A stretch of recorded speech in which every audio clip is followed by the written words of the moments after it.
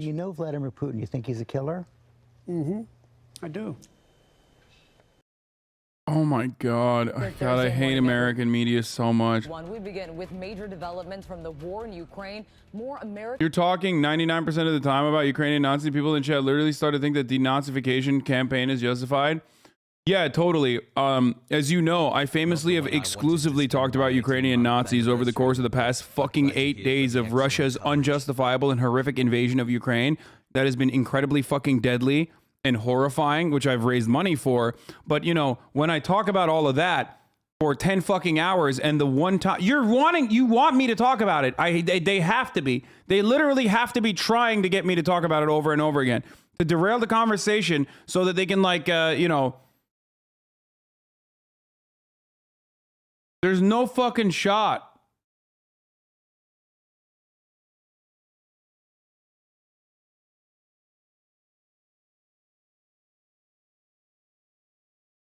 American weapons are now arriving. The Russian military appears to be stepping up its assault on several cities, taking control of a key port city while targeting more civilians. He's just saying that it makes some people in the chat think that, which I can see. Really? You think people, when I say the idea that Putin is denazifying Ukraine is bullshit and that it is not a justification to invade Ukraine over and over again, me repeating this over and over again is not enough for people to understand. But the one time you fucking talk about it, when people actually ask you about it, you're supposed to say, oh, no, that's not real. And actually, there are no Nazis in Ukraine. And we certainly never trained them and gave them weapons. And this certainly will not ever become a big problem or a larger problem for the history of Ukraine if they ever end up getting out of this fucking horrible invasion. Yeah, I should just say, no, actually, the guy, the people that I am like diametrically opposed to in their fucking worldview is unironically good, actually, because I need to do that for the effort that we are doing here. You know, that's my war effort. It comes amid disturbing reports from Moscow that even young children protesting the war are now being arrested, held behind bars as the Kremlin cracks down on dissent. I mean, here, there's like, by the way, don't take my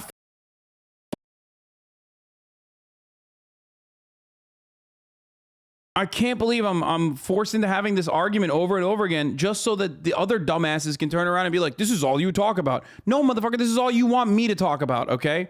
Because you're baiting me into talking about it. 8 years in prison, and children could face up to 3 years behind bars. Meanwhile, we heard again overnight from Ukraine's president insisting Russians will not have one quiet moment as they advance on the capital. This morning, more American-made weaponry is arriving on the battlefields of Ukraine. A source says the U.S. has now delivered hundreds of Stinger anti-aircraft missiles to Ukrainian forces as the Russian invasion escalates. In the capital, Kyiv, a night of heavy bombardment. The border into Poland, and as I'm talking to you, you can hear what's happening in the city. ABC's Ian Pannell was on the air when an explosion lit up the sky. There was a large flash over in the distance. It's an incredibly foggy night. You can only see probably about 50 to 100 yards. Many others are now hunkered in their basements tonight, listening to that sound, and frankly, it's terrifying. Videos posted on social media show a missile destroying this brewery. And this massive explosion was seen at a Ukrainian air base near Kharkiv, an ammunition depot apparently hit. Now, Russia has reportedly taken the key port city of Kherson, the first big city in Ukraine to fall into enemy hands. New satellite images reveal some of the destruction. Impact craters surrounding this village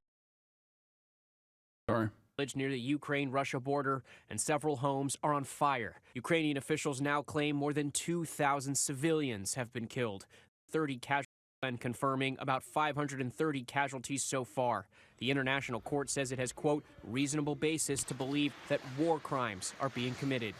Ukrainian defiance is growing. Videos online show hundreds of people blocking this road to the country's largest nuclear facility. And Pentagon officials say the Ukrainians are now targeting that 40-mile-long Russian convoy bearing down on Kyiv, which apparently stalled about 17 miles from the capital. We believe the Russians are deliberately actually regrouping themselves and reassessing the progress that they have not made and how to make up the lost time. Two, in his latest video from a bunker in Kyiv, Ukrainian President Vladimir Zelensky telling his country, we are a nation that broke the enemy's plans in a week. He claims about 9,000 Russian soldiers have been killed, far more than the number Moscow reported. Росіян за один тиждень. Zelensky speaking directly to Russian troops, saying, "Tell your commanders that you don't want to die. Get back to where you've come from." Members of a Russian delegation will return to neighboring Belarus today for a new round of peace talks with Ukraine, but expectations are low. Hi, everyone. George Stephan.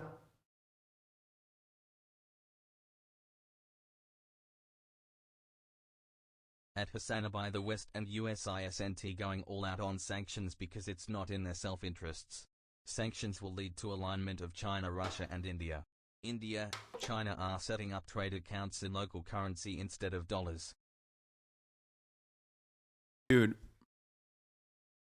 This reality sort of bites. I fucking